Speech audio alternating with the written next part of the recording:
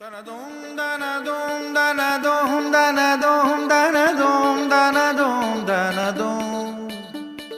लिखना है, पढ़ना है, आगे ही बढ़ना है, खाते हैं हम ये कसम। धन दोम धन दोम धन दोम धन दोम धन दोम धन दोम धन दोम। जो ज्ञान का रास्ता है, शिक्षा का रास्ता है, उसी पे चलेंगे हम। Once again, good afternoon and a warm welcome to one and all, respected Vice Principal Ma'am, teachers, parents and my dear students. Today we have organized an orientation program, a session for the students of Standard 10 to give you guidance as to which faculty you should opt. So we have with us a young, energetic, eminent personality who will give you guidance for selecting a faculty. Let me introduce her to you. She has completed her post-graduation with MSc in Life Science. She has qualified Council of Scientific and Industrial Research (NET) with All India ranking 43. She has also qualified GATE. Has also been a best speaker at IIT Mumbai in the debate competition at national level. At university level also, she has been the president of Students' Council for 2 years. Further, she has added one more feather to her cap by winning the awardee at city level as a real woman of substance. See what a knowledgeable person we are having with us today. At present, she is working as a project manager at Pactolus Solutions LLC. She has also been an assistant professor in Sophia College, well-known college in Mumbai. Last but not the least, she is a trustee of Chiranjeevi Charitable Trust. She is none other than our today's eminent personality, speaker, Miss Maya Singh ma'am. Let's welcome her with a big round of applause. We welcome you, ma'am. So let's start with first question. Which stream out of these three, science, arts and commerce, is the most important stream? Raise your hands. Science, but फिर भी arts में interest नहीं है, as I can see, right? Okay. So session जब खत्म होगा तो ये क्वेश्चन हम फिर से पूछेंगे, ठीक है? फिर हम देखेंगे क्या होता है, कैसे चेंज होता है, नहीं होता है. We'll see that. Now let's talk about the first stream, which is commerce. Which one? Commerce. What do you mean by commerce?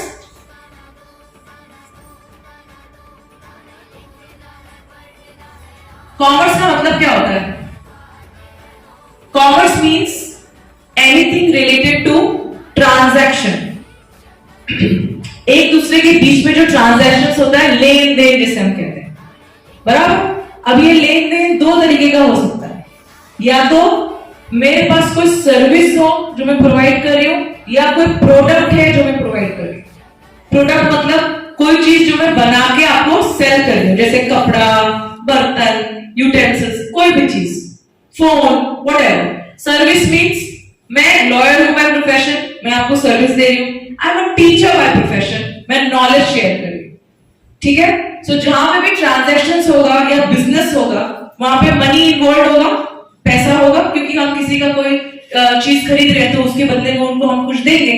तो जहां पे पैसा होगा, फाइनेंस होगा, वहां पे हिसाब रखना पड़ेगा, है कि नहीं? कितना प्रॉफिट हो रहा है, कितना लॉस हो रहा है, कोई लोन तो नहीं लिया है, उस पर कोई इंटरेस्ट तो नहीं चढ़ रहा है, तो उसको क्या बोलेंगे हम? अकाउंटिंग, बुक कीपिंग, खाता रखना. वही खाता लगाते हैं ना, बनाते हैं ना हम लोग, वो. अभी अगर ऐसे बहुत सारे छोटे छोटे इंडस्ट्रीज 10-15 एक कंट्री में है और उसको जोड़ के पूरे देश में प्रॉफिट हो रहा है कि लॉस हो रहा है, कितना लोन चढ़ा हुआ है कंट्री के ऊपर, कितना उसको चुकाना है, अगर वो सब चीज देखा जाए तो उसको क्या बोलेंगे हम लोग? इकोनॉमिक्स, बराबर. So these are the subjects which you will learn in commerce if you take commerce as your stream after 10th standard. क्या ये majority subjects to repeat? Business studies, finance, accounts और economics, mathematics भी आता है क्योंकि हिसाब लगाना है ना. So math चाहिए, tally चाहिए, उसमें कंप्यूटर नॉलेज भी चाहिए, एक्सेल शीट वगैरह बनाने के लिए. स्टैटिस्टिक्स मतलब ग्राफ्स बनाना, पाई चार्ट बनाते हो आप लोग 10th स्टैंडर्ड में, ग्राफ्स बनाते हो, तो वो सब चीजें करना। So these are the core subjects which commerce has to offer you if you opt for it. So traditional courses जो हम कॉमर्स में कर सकते हैं वो क्या क्या कर सकते हैं? बीकॉम कर सकते हैं, बैचलर्स इन कॉमर्स। उसके बाद मैं एमकॉम कर सकती हूँ जो मास्टर्स है। अगर I am interested in teaching तो I can go for B.Ed and any other competitive exam and I can become a teacher in school or teacher in college as a professor also, right? अगर मेरे अंदर वो passion है तो। अगर वो passion नहीं है तो और मैं क्या कर सकती हूँ? I can go for CA, Chartered Accountant, very popular, right? जिसके लिए आपको competitive exam क्रैक करना पड़ता है, तो CA बन सकते हैं, कंपनी सेक्रेटरीशिप कर सकते हैं, CS, then we can go into business as an entrepreneurship भी कर सकते हो ना। किसी की जॉब अगर नहीं करनी है तो खुद का बिजनेस भी डाल सकते हैं, क्योंकि मुझे भी पूरा बिजनेस का सेंस आ गया है, अकाउंट्स का सेंस आ गया है, फाइनेंस का सेंस आ गया है, तो मैं खुद का भी कुछ छोटा मोटा शुरू कर सकती हूँ, राइट? तो एंटरप्रेन्योर बन सकते हैं। और क्या कर सकते हैं? MBA कर सकते हैं, masters in business administration, right? MBA करके there are big corporate firms, उसमें as a manager we can be appointed directly, we can start from as a managerial position. Then human resource management, HR सुना होगा आपने, HR होता है company में जो interviews लेते हैं, रिक्रूटमेंट करते हैं, लोगों से बातें करते हैं, कंपनी की पॉलिसी को संभाल के रखते हैं। तो वो HR का काम भी कॉमर्स में ही आता है, ह्यूमन रिलेशंस को समझना और उनको इंटरैक्शन में हेल्प करना। So these are the areas which we can explore if we go into commerce stream. Apart from this, अगर आपको corporate lawyer बनना है, corporate lawyer मतलब क्या? क्रिमिनल लॉयर कौन होते हैं? जो क्रिमिनल केसेस लड़ते हैं, राइट? जैसे किसी का मर्डर हो गया, चोरी हो गई, ये सब चीजें, कहीं पे आग लग गई। कॉर्पोरेट लॉयर क्या होता है? जो कंपनी के केसेस लड़ते हैं, मतलब कोई कंपनी लॉस में जा रही है, किसी ने टैक्स ही नहीं भरा है 2-2 साल तक, उस पे गवर्नमेंट का पेनल्टी आ रहा है, तो वो सब का केसेस लड़ते हैं कॉर्पोरेट लॉयर्स। तो आप BCom प्लस LLB कर सकते हो, विच इज फॉर 5 years, वो भी कर सकते हो। You can go into becoming a lawyer. अगर ये सब करने का you don't have the liberty of time, जहां पे 3 साल 2 साल 4 साल के कोर्सेज में नहीं कर सकती, मुझे ऐसे सर्कमस्टांसेस है जहां पे I have to do something very quickly और जल्दी से कुछ पैसे भी कमाने और बाद में पढ़ाई कंटिन्यू करना है, तो हम डिप्लोमा कोर्सेज कर सकते हैं, छोटे छोटे 6 महीने के, 1 साल के। जैसे for example diploma in accounting, diploma in hotel management, diploma in retail management, event management. Event management क्या होता है? बड़े बड़े कॉर्पोरेट इंडस्ट्रीज में इवेंट्स होते हैं, कोई पार्टीज होता है, वो ऑर्गेनाइज करना पड़ता है। वो पार्टी में क्या खाना आएगा, केटरर्स क्या आएंगे, सबका डेकोरेशन प्रॉपर है कि नहीं, उसको मैनेज करना पड़ता है। तो वो इवेंट मैनेजमेंट का डिप्लोमा कोर्स कर लिया। उसके बाद मैंने किसी कंपनी में एज एन इंटर्न ज्वाइन कर लिया, इंटर्नशिप कर लिया। इंटर्नशिप में I earn less amount but at least I earn something. वो इंटर्नशिप करते करते उसका पैसे से I can study further, right? अगर ऐसा ऑप्शन नहीं है पूरी तरह से पढ़ने का तो हम ये भी कर सकते हैं। So these are some of the areas which can be explored if you take up commerce as a stream, which is the most popular one. Which one? Science. Lunch किया है क्या सबने? कि बाकी है? जिसका बाकी वो नाश्ता किया है कि नहीं? राइट? प्लीज थोड़ा यूज करिए उसकी एनर्जी को। हाँ, ओके। सो साइंस क्या है? What is science? Questions. Science is a subject of inquiry. Always remember that. जितना questions आप पूछ सकते हो, जितना curious है आपका दिमाग सवाल पूछने के लिए, उतना ही ज्यादा जवाब ये सब्जेक्ट आपको देता ही जाएगा। It's all about questioning. जैसे ये एयर कंडीशन ऐसे चल रहा है, ऐसे क्यों चल रहा है? उसके पीछे क्या क्या है, उसके पार्ट्स क्या क्या वायर है, उसके अंदर ठंडी हवा आ कहां से रही है जो मुझे मिल रही है, ये सब क्वेश्चंस है ना, किसी ने तो बनाया है ना उसको, it's invented by someone, correct? So the more you ask questions, the more you can do research in science and more you can excel. So if you have the curiosity in your mind, जहां पे आप ये सब जो subjects है, physics, chemistry, maths, biology, उसमें interested भी हो और साथ साथ में आप क्वेश्चंस का जवाब भी पाना चाहते हैं, तो साइंस आपका फील्ड, जिसको अगर हम डिवाइड करें तो दो ग्रुप्स में डिवाइड हो जाता है, maths group and bio group. Maths group में आ जाता है PCM, physics, chemistry, mathematics. Bio group में आ जाता है physics, chemistry and biology, PCB. अगर मैं पीसीएल ग्रुप में चाहती हूँ, which is the maths group, so in future I can take up engineering very well, right? There are different various renowned institutions in our country like IITs, MITs, जिसके entrance exams हम crack कर सकते हैं और engineering में enter कर सकते हैं, बीटेक, एमटेक, आगे जाके रिसर्च कर सकते हैं। सॉफ्टवेयर कंपनीज में as software engineer, software managers we can be appointed, right?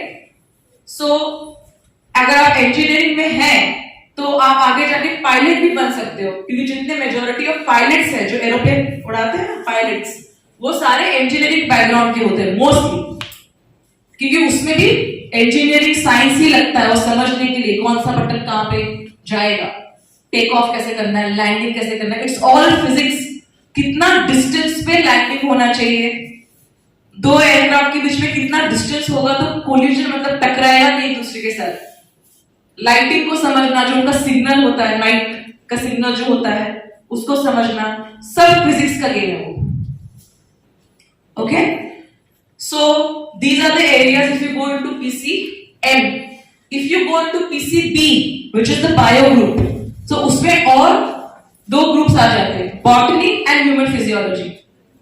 What is botany? Correct. Botany is all about learning about plants, how they grow, what food can be put, जैसे क्या उसके अंदर खाद डाले, कैसी मिट्टी होनी चाहिए, कैसा हवा चाहिए उसको, कितनी लाइट चाहिए। कोई को पौधे होते हैं, आपने नोटिस किया, वो रात को ही फ्लावर देते हैं, उसको रात रानी सुना होगा ना, है ना? फिर सनफ्लावर देखा, सूरजमुखी, वो रात को उगेगा क्या? उसके अंदर कुछ ना कुछ साइंटिफिक हो रहा है तभी तो, बराबर? तो उसको स्टडी करना और अंडरस्टैंड करना इज ऑल अबाउट बॉटनी, जिससे एग्रीकल्चर का भी फील्ड जनरेट होता है, एग्रीकल्चरल साइंसेस। खेती, खेती में हर वक्त साइंस हो रहा है ना, हर समय। फार्मर साइंटिस्ट से कम है क्या? उसको बराबर पता है कितने मौसम में कौन सा बीज डालना है, कितना पानी देना है उसको, कितना खाद देना है उसको, फसल कब काटनी है, कब सुखानी है। So that is all science. Then if we are interested in human physiology, we can go for MBBS which is after 12th, NEET UG दे सकते हैं हम, नीट एग्जाम। अगर वो क्रैक हो जाता है तो एमबीबीएस, एमबीबीएस के बाद नीट पीजी होता है which is NEET post graduate, again an entrance test you have to give. अगर आपको सर्जन बनना है तो उसके बाद में आपको एमएस करना पड़ता है 2 साल, masters in surgery, and that way you will become a doctor. अभी अगर मैं डॉक्टर नहीं बन पाए या नहीं बन पाए तो मैं क्या करूं? क्या करूंगा? छोड़ दो मेरा इंटरेस्ट एरिया। क्यों छोड़ेंगे हम क्या करेंगे? डिप्लोमा इन नर्सिंग कर सकते हैं, डॉक्टर के साथ ही रहूंगी ना फिर भी मैं, नर्स बन के भी। पैरामेडिकल्स में जा सकते हैं, मेडिकल नहीं तो paramedical. What is paramedical? Paramedical is all about devices, जो मेडिकल डिवाइस बनाते हैं ना, मशीन्स। जैसे घुटना अगर खराब हो गया तो वो स्टील का बॉल डालते हैं, अगर हार्ट नहीं चल रहा तो पेस मेकर डालते हैं, बराबर? कोई हड्डी में अगर चोट लगी तो फिजियोथेरेपी करते हैं, मसाज करते हैं ना, बोलते हैं फिजियोथेरेपिस्ट के पास जाओ। ये सब पैरामेडिकल फील्ड से आता है, तो मैं वो भी कर सकती हूँ। I can become a technician also. जो टेस्टिंग लैब्स होते हैं जहां पे आप ब्लड टेस्ट के लिए जाते हो, वो लोग देखो एक्सरे करते हैं, रेडियोग्राफी, अल्ट्रासाउंड, सब टेस्ट करते हैं। दे आर एजुकेटेड पीपल, वो साइंस बैकग्राउंड के ही होते हैं, डॉक्टर्स के साथ ही काम करते हैं कि नहीं, डॉक्टर नहीं बन पाए फॉर सम रीजन या इंटरेस्ट नहीं होगा, बट वो फील्ड से जुड़े हुए तो है, correct. So these are the areas which can be explored अगर हम पीसीपी लेते हैं तो।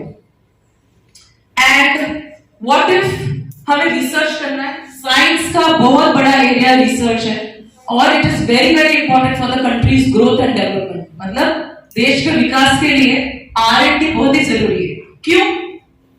क्योंकि आज जो चीज रेलेवेंट है, आज मेरे पास जो जो चीजें हैं सोसाइटी में, जो विकास हुआ है, अगर इमेजिन करिए कोविड आया था बराबर 2 साल पहले आया ना कोविड, सब लोग मास्क लगा के बैठ गए, तो कोविड के टाइम पे अगर रिसर्चर्स ने रिसर्च नहीं किया होता, साइंटिस्ट ने, तो कोवैक्सीन आता, स्पुतनिक आता नहीं आता ना, कितने लोग और मर जाते थे हमारे देश के, पूरी दुनिया के, हम ऐसे जमा ही नहीं हो पाते, क्या पता अभी तक होम क्वारंटीन में ही रहते, है कि नहीं। तो अगर रिसर्च नहीं करते तो यहां पे बैठ पाते हम, not possible. So if you are interested to do that research, to give 5 years 6 years, अगर आपके अंदर वो पेशेंस है, बार बार कोई चीज फेल हो रहा है फिर भी ट्राई करना है, तो आप पीएचडी कर सकते हो, आगे जाके पोस्ट डॉक कर सकते हो, कोई भी बड़े इंस्टीट्यूट्स में एज ए साइंटिस्ट जॉब कर सकते हो। Scientist grade A, grade B, grade C, ऐसे अलग अलग कैटेगरी के साइंटिस्ट के जॉब्स होते हैं, उनके क्वालिफिकेशन और पेमेंट के हिसाब से। लेकिन अगेन अगर आपको रिसर्च करना है तो 2 चीज आपको ठान के रखना है, हार तो मानते ही नहीं रिसर्चर्स कभी भी, नेवर। तो मैं हमेशा कहती हूँ मेरे सारे स्टूडेंट्स को कि हर एक स्टूडेंट एक रिसर्चर के दिमाग वाला होना चाहिए। क्यों? कभी भी हार नहीं मानना चाहिए, नेवर। कोई चीज आज नहीं हुई तो कल होगी, कल नहीं हुई तो परसों होगी, है कि नहीं, लाइफ खत्म थोड़ी होती है, correct. So if you want to do PhD, you have to be relentlessly doing it over and over and over, and then maybe आप कुछ ऐसा आविष्कार कर दें जो पूरे कंट्री के लिए, पूरे वर्ल्ड के लिए कुछ बड़ा हो, है कि नहीं। Also ISRO, everybody knows about ISRO, very proud everyone, हमारे इंडिया का ऑर्गेनाइजेशन है। तो उसमें साइंटिस्ट अगर आपको बनना है तो आप इंजीनियरिंग करने के बाद, एरोनॉटिकल इंजीनियरिंग जिसको कहते हैं, स्पेस इंजीनियरिंग करने के बाद आप वहां पे भी एज अ साइंटिस्ट अप्लाई कर सकते हो जॉब के लिए। जो रॉकेट्स और मिसाइल्स बनाते हैं वो सब पार्ट्स कैसे बनता है वो सब सीख सकते हो, उनको असिस्ट कर सकते हो, बाद में वहां पे अपॉइंट हो गए तो बहुत ही अच्छी बात है। So these are the areas which can be explored if science is taken as one of the streams. I'll pause for a few seconds to take any questions. Arts.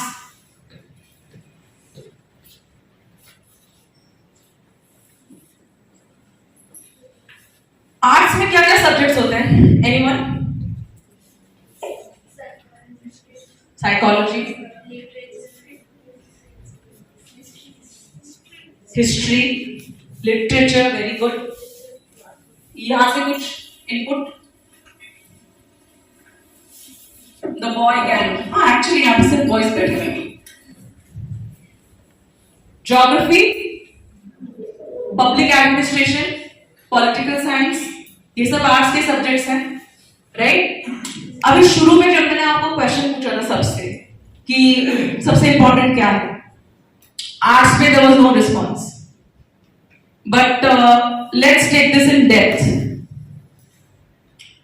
Let me draw a diagram for you. सबको नजर आ रहा है मेरी side board का या सुनाई दे रहा मुझे? Yes. Nice. So say we draw a triangle, okay? इसका जो पॉइंट है ना, ये टिप जो है ना, ये हमारी कंट्री है, नेशन। इसके 2 पिलर्स हैं, 2 पिलर होता है ना, इंपॉर्टेंट पिलर। क्या है वो? Science and commerce. इसका बेस क्या है? Arts. Arts is the base of our country, any country for that matter. Ma'am ऐसा क्यों कह रहे हैं? आर्ट्स को प्रमोट करना चाहते हैं, आर्ट्स बैकग्राउंड के तो है क्या? मैं तो सारे बैकग्राउंड से हूँ, I have done everything, science also, commerce also, arts also. Then also why I'm saying it, because this is a fact. Why is this a fact? एक बार सोच के देखो कि ये जो सोसाइटी है, हमारी समाज में हम रहते हैं, है ना, वो समाज से एक नेशन हमारा कंट्री बना है, बराबर?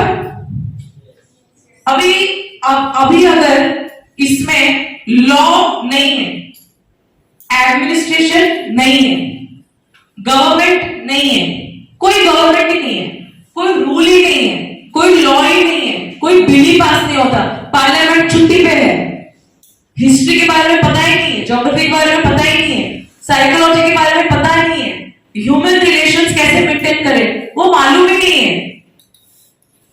तो ये साइंस और ये कॉमर्स किसके लिए काम करेंगे?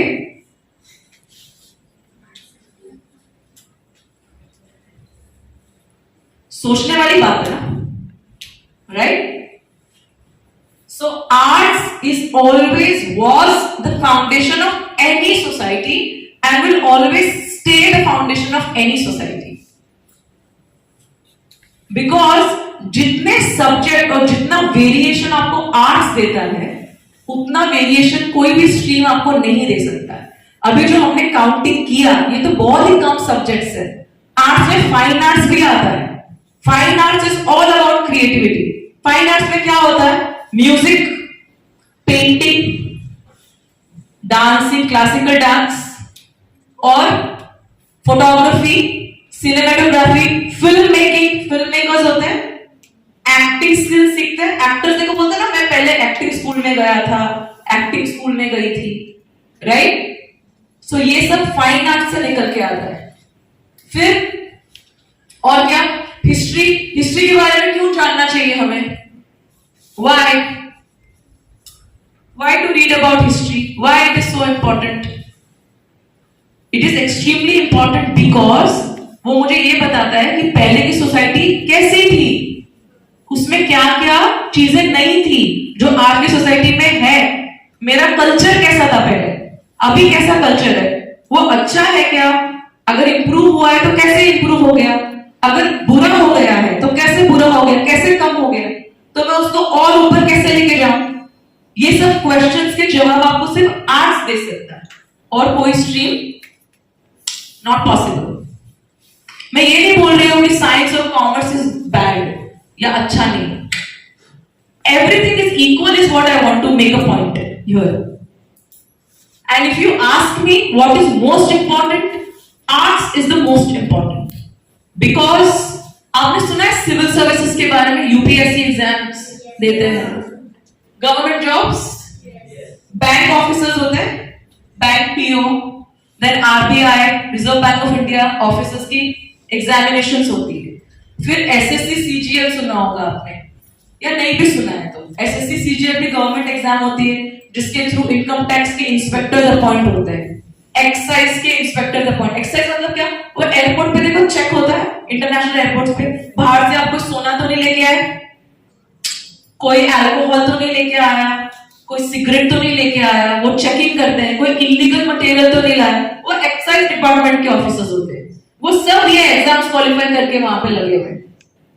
फिर all India service, national level पे सर्विसेज होती है, IAS officers, IPS officers, IRS officers, Indian revenue service, income tax में जॉइंट कमिश्नर, कमिश्नर्स, ये सब सिविल सर्विसेज एग्जाम क्लियर करके आते हैं, यूपीएससी. ये सारे कॉम्पिटिटिव एग्जाम्स का सिलेबस में कौन कौन सा सब्जेक्ट होता है? History, geography, political science, public administration, psychology, sociology, जितनी हमने अभी डिस्कशन की वो सब इनका सिलेबस होता है. And this I am telling you from my personal experience.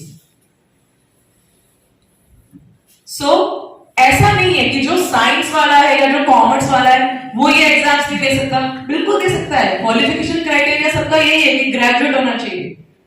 लेकिन आप ही मुझे बताओ कि किसी बच्चे ने अगर 11th स्टैंडर्ड से यही सब सब्जेक्ट पढ़ा है और वो आगे जाके वो एग्जाम देने बैठा किसी ने 11th और 12th से ये सब्जेक्ट्स नहीं पढ़ा है और डायरेक्ट वो एग्जाम के वक्त ही पढ़ रहा है, किसको फायदा रहेगा? जिसने शुरू से पढ़ा है उसको इजी पड़ेगा कि नहीं? वो एग्जाम जो ऑलरेडी इतना डिफिकल्ट एग्जाम है उसको ज्यादा इजी पड़ेगा कि नहीं? करेक्ट? तो जब वैसे लोग सिविल सर्वेंट बन जाते हैं या ऑफिसर्स बन जाते हैं, सो एक्चुअली ये दोनों जो लोग होते हैं इनके ऊपर आके बैठ जाते हैं, राइट? कौन से फील्ड के रहते हैं वो? आर्ट्स। एक और डेटा देती हूँ मैं आपको। You heard about Saint Xavier's college Mumbai? Saint Xavier's बहुत famous, very like top one, number 1 college of Mumbai. उसका 2020 का कट ऑफ क्या था? बीए का 99%। आप चेक कर सकते हो बाद में गूगल पे। बीएससी का कट ऑफ कितना था? 96% और बीकॉम का 82%। किसका कट ऑफ ज्यादा है? बट आर्ट्स तो वीक लोग लेते हैं, ये कैसा कॉलेज है? पागल की तरह ज्यादा कट ऑफ देते हैं। हाउ? कुछ सोच रहे हैं कि नहीं? राइट? देन जय Hind college, again very much top most college of Mumbai. मैं उसी कॉलेज से पढ़ा है 5 साल मैंने। जय हिंद कॉलेज का cut off for BA 96.02%, for science BSc 92%, for BCom 86%। किसका कट ऑफ ज्यादा है? आर्ट्स का। इसका मतलब ये नहीं है कि इन कॉलेज में साइंस और कॉमर्स का फैकल्टी अच्छा नहीं, नंबर 1 कॉलेज सब अच्छा ही रहेगा, बराबर। लेकिन फिर भी वो लोग ने आर्ट्स का इतना ज्यादा कट ऑफ रखा है। That means what? That means those students from these colleges, when they are coming out, they are contributing to the society in a big way. Social workers बन रहे हो, civil servants बन रहे हो, वो अच्छे lawyers बन रहे हैं, professors बन रहे हैं, writers बन रहे हैं। आप लोगों में से जो languages में अच्छे हैं, जो आप students अच्छे essay writing करते हैं, story writing करते हैं, जो diction में अच्छे हैं, बोलने में अच्छे हैं, pronunciation is very good, language बहुत अच्छा, कोई भी लैंग्वेज होना तो वो हिंदी हो, इंग्लिश हो, गुजराती हो, कोई भी भाषा शुद्ध होनी चाहिए तो वो अच्छी है, राइट? तो वो आगे जाके राइटर्स नहीं बन सकते, स्टोरी टेलर्स नहीं बन सकते, ट्रांसलेटर नहीं बन सकते। फॉरेन यूनिवर्सिटीज में आपको मालूम है ट्रांसलेटर्स की कितनी वैल्यू होती है? उनके लैंग्वेज से लोकल लैंग्वेज में चीजों को ट्रांसलेट करके देना, it's not an easy job. Poetries, right? So अगर आपको लैंग्वेज लिटरेचर की नॉलेज है तो ही आप ये सब कर पाओगे। अपने आप को एक्सप्रेस करना आर्ट सिखाता है हमें। जो मेरे दिमाग में चल रहा है उसको मैं कितने अच्छे से भावना को एक्सप्रेस कर सकती हूँ, that only arts will tell me.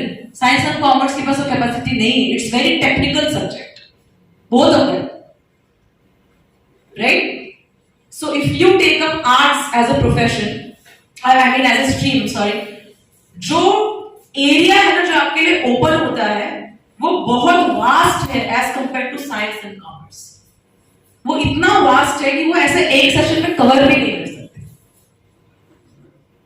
Interior designers होते हैं, फैशन डिजाइनर्स होते हैं, कपड़े बनाते हैं ना, fashion, Manish Malhotra, interior designers, architects, ये सब क्रिएटिव लोग हैं ना, उनको एक एस्थेटिक सेंस है, कलर का सेंस है उनको, पैटर्न्स का सेंस है उनको। This is all coming from arts. और फिर आप उस स्ट्रीम को आगे जाके गवर्नमेंट एग्जाम्स में यूज कर ही सकते हो 100%। आपका क्वालिफाई करने का चांसेस बढ़ जाता है काफी, राइट?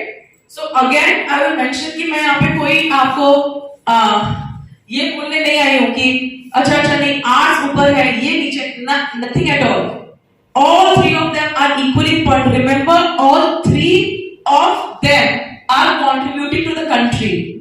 एक भी डाउन जाएगा ट्रायंगल नीचे, बराबर? लेकिन फैक्ट क्या है? बेस तो आर्ट्स ही रहेगा और वो वही है। और तीनों स्ट्रीम्स एक दूसरे में मिक्स हो सकते हैं at the end of the day. किसी भी फील्ड से से आप कहीं पे भी जा सकते हो, but for that, to do that, you have to reach a certain level. What is a certain level? Is to finish your basic education. Basic education जैसे आप अभी 10th में, बराबर, बोर्ड्स हो गया अभी, देन आपको 12th का बोर्ड्स आएगा. ये जो भी कोर्सेज जो हमने अभी बात किए, वो जो भी कोर्सेज आपको करने हैं, वो सब आपकी बेसिक एजुकेशन के बाद ही आती है. 12th का बोर्ड्स में you have to give your 100%, जो आपका इंटरेस्ट एरिया, अच्छे मार्क्स लाने ही है. बेसिक ग्रेजुएशन जो भी आपको करना है कंप्लीट तो करना ही है. उसके बाद मैं यहां से चूज करूंगी कि क्या प्रोफेशन में मुझे जाना है. अभी मुझे सिर्फ ये समझना है कि मुझे आर्ट्स का बिल्डिंग चाहिए, कॉमर्स का बिल्डिंग चाहिए, साइंस का बिल्डिंग चाहिए. कौन सा फ्लैट में, वो बिल्डिंग में घर लूंगी मैं, वो बेसिक एजुकेशन के बाद ही डिसाइड होगा. Understood? So if you have any questions please ask me and then will. ये कैसे पता करके हमारा बच्चा कौन सी फील्ड में ज्यादा नॉलेजेबल है? How can we find out that? Very good question. आपका बच्चा का स्कोर शीट जो है ना, मार्कशीट, वही आपको बता देगा. क्योंकि कोई भी बच्चा ना ज्यादा उसी सब्जेक्ट में मेहनत करेगा दिल से जो उसको पसंद है. आप कितना भी जबरदस्ती बिठाएंगे, अगर सपोज उसको हिंदी नहीं पसंद, वो उससे भागने की कोशिश करेगा, which is bad bye the way. Just because मैं आप लोगों का साइड ले रही हूँ, इसका मतलब ये नहीं कि आपको जो सब्जेक्ट पसंद नहीं वो पढ़ना बंद कर दोगे. Because there are no shortcuts in career. Students always remember, जो शॉर्टकट मारते हैं करियर में वो बाद में कट ऑफ हो जाते हैं. कभी भी लाइफ में, इन जनरल और करियर में, कभी शॉर्टकट मत मारना. Never. Hard work is the key. हमेशा कोई चीज आज मुश्किल लग रही है, उसको कंटिन्यू करते जाओगे, वो आसान हो जाएगी एक पॉइंट के बाद. ठीक है? I will come back to your question sir, just to give them an example. I give you my example. I was a very weak student in mathematics when I was in school. सच बोल रही हूं मैं, by the way, not fabricating. 8 to 9 standard तक I was barely passing in maths. Barely. बाकी subjects में जो मेरे मार्क्स आते थे हमेशा 90 प्लस. मैथ्स में मैं बहुत गड़बड़ थी, बहुत ज्यादा. इतना कि 10th का बोर्ड्स के टाइम में मेरे पेरेंट्स वरीड थे कि मेरे बाकी सब्जेक्ट्स तो शायद 100 और 100 आ जाएंगे, शायद ज्योमेट्री और अलजेब्रा में मैं कहीं फेल नहीं हो जाऊं बोर्ड्स में. इतनी बुरी हालत थी.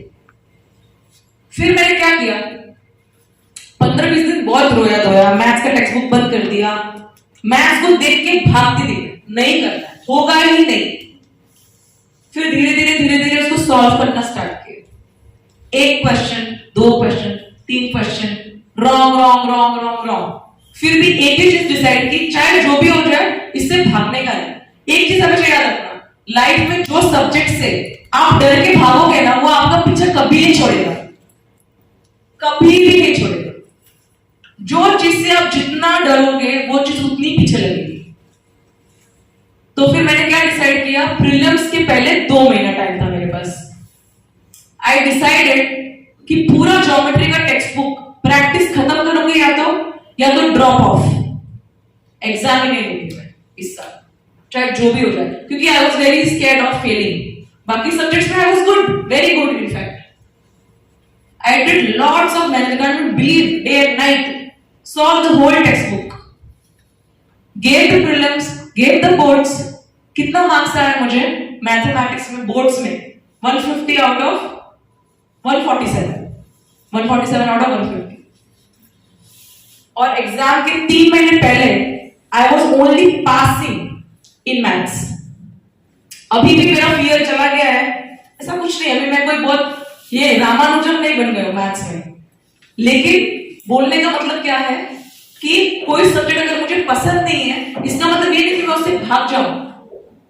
मैथ्स के बिना अगर मैं फेल हो तो मैं बोर्ड में फेल ही हो जाती, राइट? तो मैं यहाँ पे आ पाती, लैग हो जाता ना. So there is no shortcut in your life, you have to do the hard work. Now coming back to sir's question. So आपके बच्चे का जो स्कोर कार्ड है ना, वही आपको बता देगा कि उसका इंटरेस्ट कहाँ है. और फिर जब आप उससे थोड़ा बात करेंगे, बिना प्रेशर के जब आप उससे बात करेंगे कि अच्छा तुझे सच्ची में क्या इंटरेस्ट, वो अपने आप आपको बता देंगे. और अभी जो उनका एज है वो 1-2 साल जब और 11th और 12th में जाएंगे तो आराम से उनको समझ में आ जाएगा that what they want to do. आपकी डॉटर है वो, क्या है आपका interest? Arts, arts. fashion design. Oh, nice. So, arts का which subjects you're good in SS? So you want to go into fashion designing, but then you have to complete the basic education, as I said, no shortcut. You do the basic education on the side. Fashion designing के जितने भी YouTube tutorial, आजकल YouTube tutorials कितने आ गए हैं, right? छोटे छोटे courses होते हैं Udemy के, Coursera। Udemy एक प्लेटफॉर्म है जहां पे कोई भी पर्टिकुलर चीज के बारे में छोटे छोटे कोर्सेज मिलते हैं 400 रुपीज 500 रुपीज में, लाइक अ क्रैश कोर्स। वहां से हम लोग को पूरी पढ़ाई नहीं करनी है, लेकिन मेरी पढ़ाई के साथ साथ अगर मेरा कोई इंटरेस्ट एरिया है तो वहां से सीख सकती हो ना, राइट? थोड़ा टाइम देके। तो उसमें देखो आप फैशन डिजाइनिंग का कोई कोर्स है क्या? अपना स्कूल का पढ़ाई करते करते अपना पैशन को फॉलो करो, स्केचिंग प्रैक्टिस करो। फैशन डिजाइनिंग में स्केच तो बहुत इंपॉर्टेंट होता है, कपड़े का स्केच एकदम क्रिस्प होना चाहिए, राइट? उसकी प्रैक्टिस करिए, एंड देन जैसे आपका बेसिक खत्म होता है education, go into some design school, you will find your path. Okay? Any other questions? Army is still Canada. Sorry? Army. Very good question. Army, now she's talking about CDS, which is Common Defense Services. और ये भी government jobs में आता है। So army में आपको as a soldier जाना है या एज अ ऑफिसर जाना है?